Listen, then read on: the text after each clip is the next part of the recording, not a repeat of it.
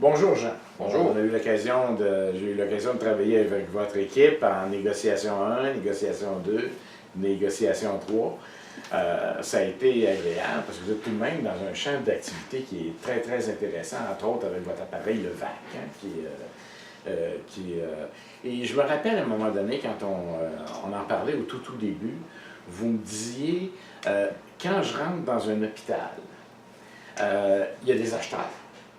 L'acheteur, lui, va négocier en fonction de ses coûts d'approvisionnement et non pas nécessairement en se préoccupant de la valeur que ça peut représenter pour l'hôpital, par exemple. Pouvez-vous me parler un petit peu de cette étape-là que vous avez connue dans votre carrière? C'est que lorsque vous vendez dans un centre hospitalier, le nombre d'intervenants dans la décision d'acquisition d'équipement est multiple et non pas individuel. Donc, naturellement, l'acheteur veut faire en sorte que vous ayez l'impression qu'il est le seul à bord de prendre la décision finale, mais c'est complètement faux. Donc, il va y avoir en moyenne environ à peu près 7 à 8 personnes qui vont être purement décisionnelles dans la décision finale d'acheter vos équipements. Donc, en bon négociateur, vous devez apprendre à identifier quels sont les intervenants souvent cachés, mais qui ont le plus d'influence, mais qui sont souvent des intervenants non visibles ou non connus.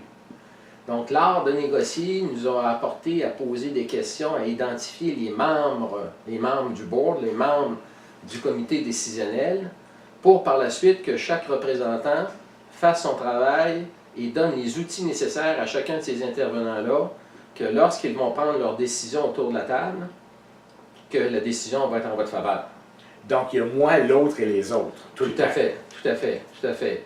Et le bon représentant aussi, souvent, doit fournir les outils aux personnels qui vont prendre la décision, parce que lorsque ces individus-là vont prendre leur décision, vous, en tant que représentant, vous n'allez pas être présent à ce meeting-là.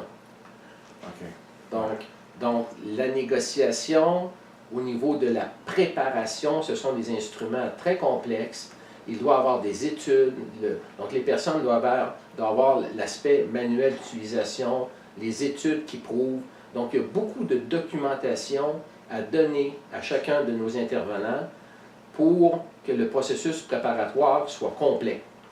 Donc, il doit légitimiser ses avancées. Il ne peut pas dire « nous pensons que ». Non, plus maintenant. Dans le domaine hospitalier, tout achat d'équipements hautement spécialisés doit être justifié par une multitude d'informations et de documents. Donc, la négociation, de prendre le cours avec vous, nous a permis que la préparation, d'être bien préparé, était fondamentale. Donc, comparativement avant, où ce que le représentant pensait tout savoir, et même s'il portait un beau complet ou avait une facilité de parler, que c'était largement suffisant pour convaincre les individus. Maintenant, en 2017, ce n'est plus comme ça. Vous devez avoir les outils, les arguments et les preuves que votre produit est supérieur aux autres. Vous calculez combien de temps de préparation entre le moment où vous allez rencontrer les décideurs ou les intervenants, vous calculez combien de temps qu'un représentant doit prendre avant de vraiment faire une présentation efficace dans un hôpital, exemple comme le CHUM? Je dirais pour une présentation d'environ 1 heure d'interaction, ça va demander peut-être 8 heures de préparation. Facilement. Facilement. Tout à fait. Est-ce que vous utilisez, quels sont les outils de présentation? Bon, vous utilisez naturellement les PowerPoint, mais dans un PowerPoint, chaque slide est composé d'informations multiples. Donc, c'est de rassembler ces informations-là qui soient crédibles et vérifiables aussi. Donc, puis on travaille aussi maintenant, comparativement à une vingtaine d'années, les personnes, nos clients, que ce soit les acheteurs, les évaluateurs, sont des personnes éduquées, informées, compétentes. Et ces individus, donc, vous faites affaire avec une clientèle qui n'est pas naïve, qui va vérifier, qui va savoir interpréter vos dires. Donc, vous devez arriver...